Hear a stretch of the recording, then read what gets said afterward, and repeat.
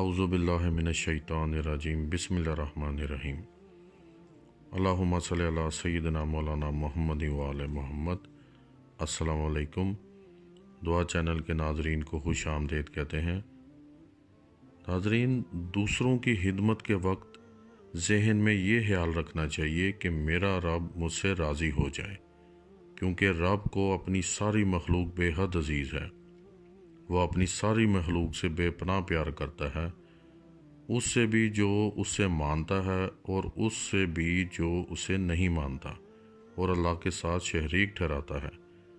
جب ہم اللہ کے کسی بندے کی اس نیت کے ساتھ خدمت کرتے ہیں کہ یہ میرے رب کا بندہ ہے اور اس کی خدمت میں میرا فرض ہے اور اس کی خدمت کرنے سے میرا رب مجھ سے راضی ہو جائے گا، تو اس نیت کے تحت کیا گیا عمل اللہ تعالیٰ کے قرب کا باعث بنے گا، اور جن کو اللہ تعالیٰ کا قرب نصیب ہوتا ہے ان کو علم بھی عطا ہو جاتا ہے۔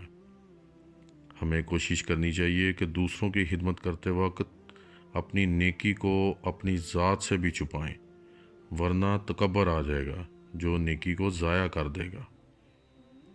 ناظرین، آج کا وظیفہ نظر بد، سحر اور جادو کا آسان علاج ہے۔ یہ دعا جو آپ اپنی اسکرین پر ملاحظہ کر رہے ہیں، یہ دعا جان، مال، رزق کی حفاظت کا عظیم سرمایہ ہے۔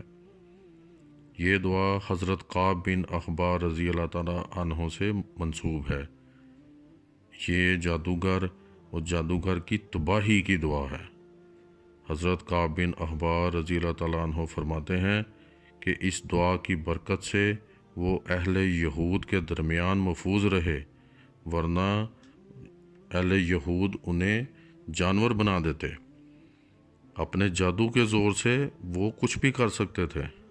آپ نے یہ دعا نماز فجر کے بعد 11 مرتبہ اور نماز مغرب کے بعد 11 مرتبہ پڑھنی ہے۔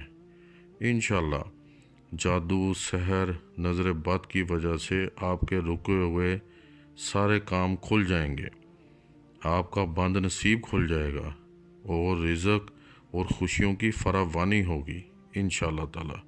السلام علیکم ورحمۃ اللہ وبرکاتہ۔